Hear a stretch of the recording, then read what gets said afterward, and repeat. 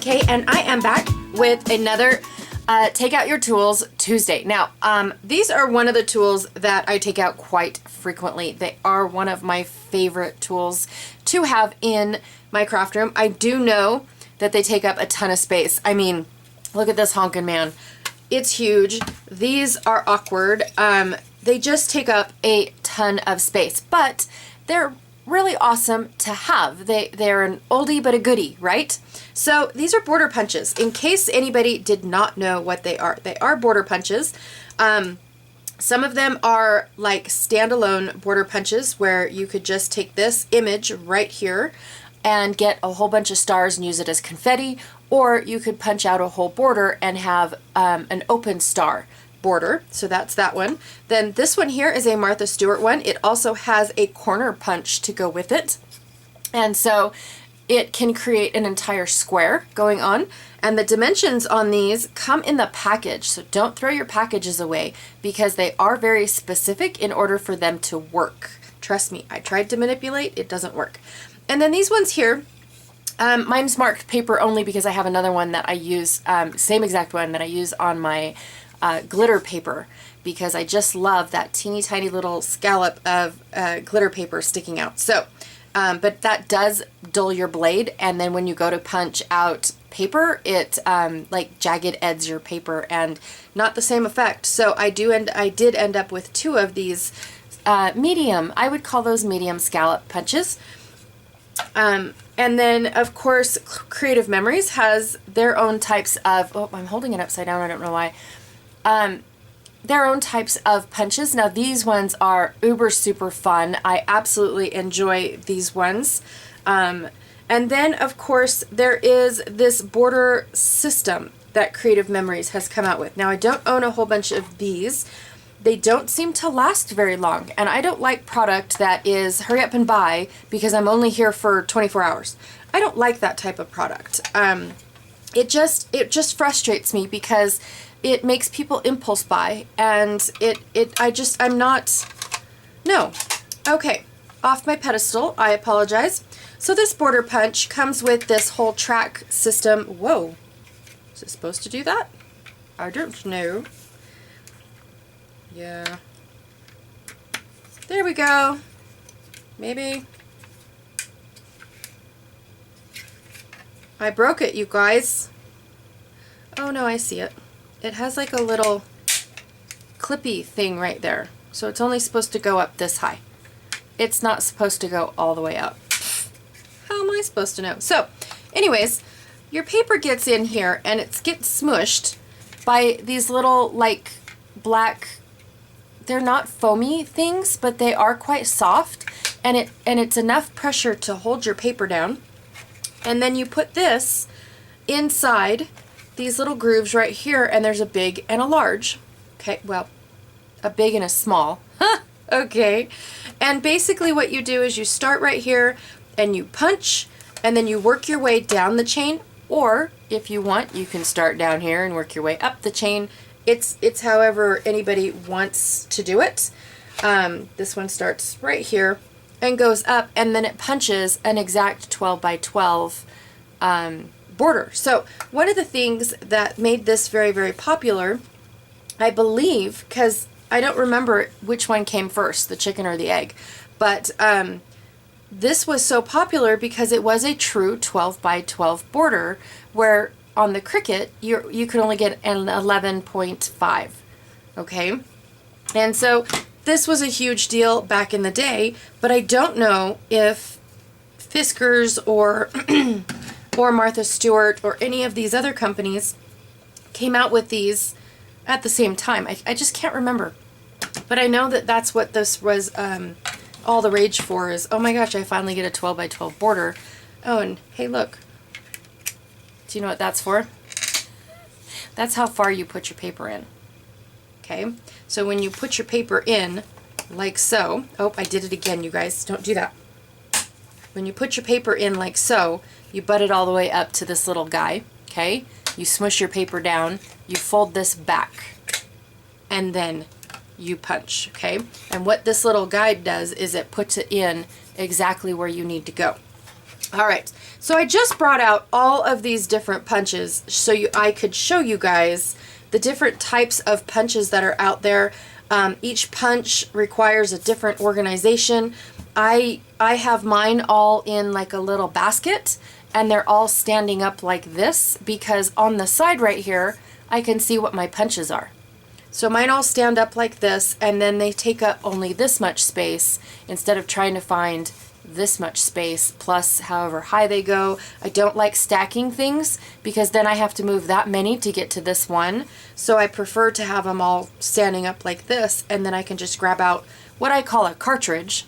It's not a cartridge, but that's what I call it when I ask my kids to hand me stuff. And then for the Creative Memories ones, they too stand up like this, but they're so huge that I just look at the image on the side right here. I can't see this image because it's blocked by another cartridge, but I can see these in between the two different, or the 3 or 4, how many ever I have, because these are adorable, you guys. I absolutely love these. So I won't be using the roller coasters because we're not roller coastering today, but I will be using this one. I will be using this one, and I'm not quite sure if I'm going to use this one or not. I won't be using the notebook punch, but I wanted to show you guys how this actually worked, but I won't be using it. Do you want to see a demonstration? Are you guys interested? Oh. Let me show you where I got all of these little strips that I pulled out. I should have left it. What a dork. I know I've talked about this before, a million years ago, but a while ago I started putting my strips of scraps in here because I loved rosettes. And back in the day, I even used to border punch and score. So that way all I had to do was grab out and start creating. That's back in the day. So I stopped scoring and I stopped border punching because of the fact that I never knew what border punch I wanted on my rosette, or even if I wanted one. I do prefer the rosettes to not have a border punch. I just like the solid edge of the piece of paper. Anyways, I started putting, see, look, border punched. I love that border punch. Anyways, I started doing this a very, very long time ago, and now anytime I need a strip or two, instead of going into my scraps or into my cardstock and cutting off what I need or border punching straight from a 12 by 12, I just reach in here and see what I have. 9 times out of 10, I have all the papers that I need in the color that I need, like all of these right here are in the color that I need. But it makes it easier for me to know exactly, look, that one's all ready for a rosette, to have all of those strips and not binding up inside wherever else I have my scraps. Now this one might be a little bit on the small side, but that's okay. So you put it in there. It holds it in place. I'm not sure how well it's going to hold it in place because I don't know how much cardstock is left. And then you punch and you just move it along the side. I like this one because it makes it look like it was punched from a cinch where it had the round holes. And there we go. And it's a lot easier because now all I had to do was feel for these little feet to get a straight line. I have a straight line right here. These are kind of cool too. Or like stamen in flowers. Okay, anyways, I am going off the board. So it allowed me to have a really fast, really super quick straight border, as opposed to these guys.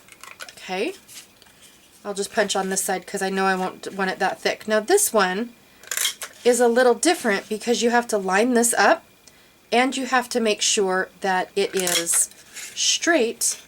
Like, see, when you get to a point like this, you don't know if you're straight or not. You don't know if this image is at the edge or not when you start getting a longer strip. So like right here, if I was to put it right here, I think, nope, it didn't do it. But sometimes I have gone to the point where I missed a scallop. And it's super easy. You just line it back up and you can get it to go back again. So it's not like it's a big deal. I do prefer to put it on the table though instead of punching in the air like that. But if you don't line up the silver section, then your scallops start to look a little wonky, and then you get like offset scallops or things like that. The more complicated the design, the more difficult I feel like it is for some. Practice does make perfect. I do like these little closure clasp things. Anyways, and I like how the Fisker punches are like never retired, ever. I like that. Okay, so that's pretty much Border Punch 101, which wasn't very good at all. But I do want to get to creating a layout. Now, this layout is something that I have just been dreading to do for the longest of time. And why is because, for one, I don't like the colors. Let's just go that way. But I did find a paper pack that went with it. It's, I don't know, 2004. Yeah, okay. I don't know if they sold it at the Chuck E. Cheese that we were at, or if I found it at like a craft store nearby, Chuck E. Cheese. Anyways. All right, so I am going to cut myself off there because I just kept talking. Now I'm just showing you guys the supplies. I did buy a scrapbooking kit, but I just was never excited to use it, so that's why I have never scrapped it. I also pulled out some 6x6 papers because I am still playing along with She's Crafty at her mini paper pad class. I'm just kind of showing you guys the pictures and the papers, not pictures. And kind of showing you guys what I have to work with, but I am determined to make it work. It is our only trip to this place, and so I just, I don't know. I was just determined to use what I bought for this one-time trip. Will I go again? I don't know. Do they exist still? I don't know that either.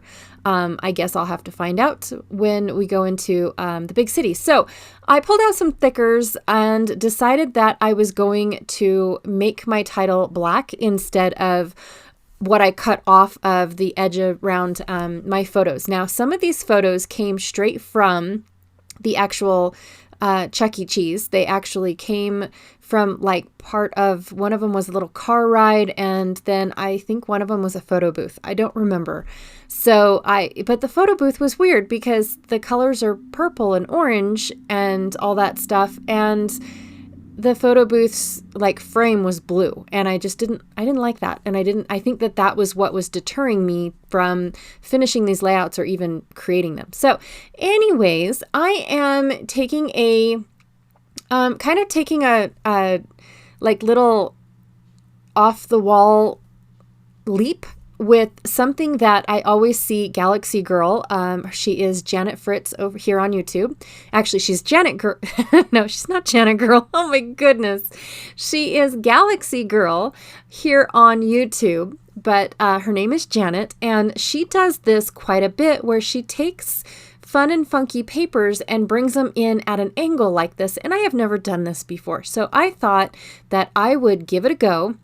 Especially with as thin as these papers are, I think that gluing a lot of these papers like I am now to themselves, that it allows me to bulk them up, even though I'm just gluing paper to paper. So, but I do end up actually liking it once it's done. It's just hard to do this because you can't imagine it until it's done. Like when I just lay the papers down and I have the full sheet right next to it, I can't imagine what it looks like it does now. Does that make sense? Oh, I hope so.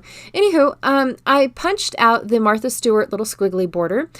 This border always makes me feel like party streamers. It's just my go-to for when I have parties, party photos to scrapbook. This is my go-to border punch. And so while I was gluing them down, at first I was just going to do one at the bottom and on the right page and one at the top on the left page. And then when I had to cut the one on the right page in half because I didn't leave enough room underneath my super thin paper, I thought about it and I was like, oh, I wonder what it would look like if I like outlined all of it in black and made it look like I put a piece of cardstock back there. And I was like, oh, I like it. I really, really do like it. And so once I finally finish getting these borders on, I'm actually super I like it. I'm starting to get excited about it. I don't know what those borders did, but it was like they worked a miracle. I don't know. It's just the way that, that once you do something and then all of a sudden you just get excited about it. So just going to glue it around. I did cut a little bit of this out because all you saw was the back of my head and you didn't really get to see a whole lot.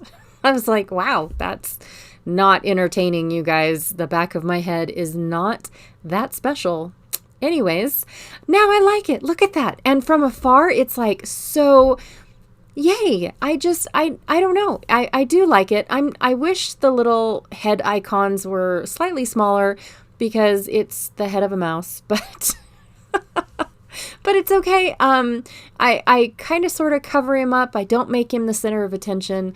And I don't know. I work with what I have. So now what I want to do with these smaller photos, which they were printed on kind of like that cellophane receipt paper. You guys know what I'm talking about. It's like a silky smooth, it's not real true paper. Like when you rip it, there's actually like fibers in it. I don't know.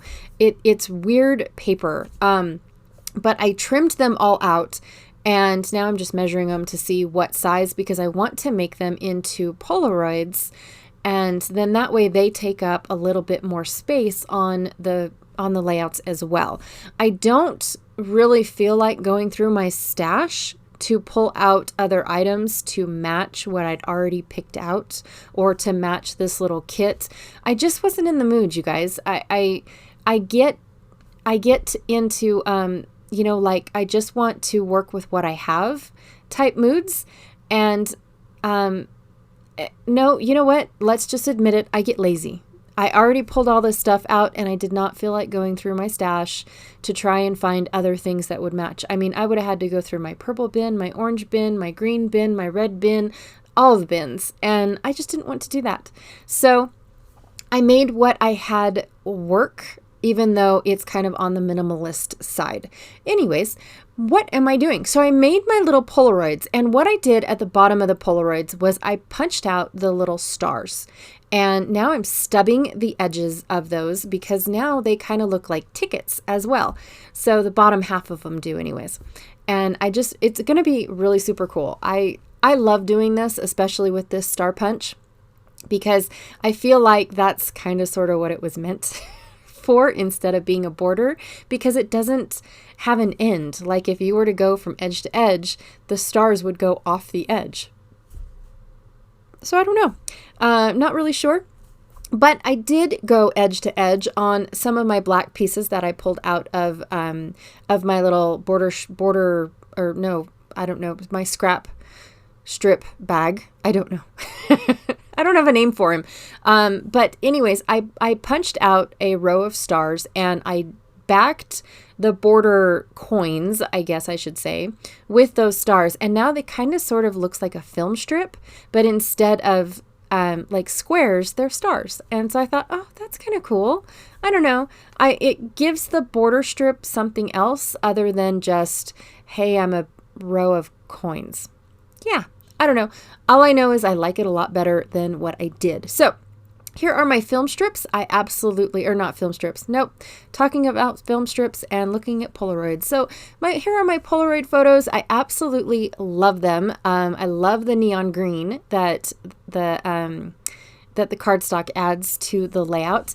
I do wish that I could have brought in some red over on the purpley side of the layout, but behind that row of coins in the border it's red. The whole strip is red. And so I thought, no, that's enough.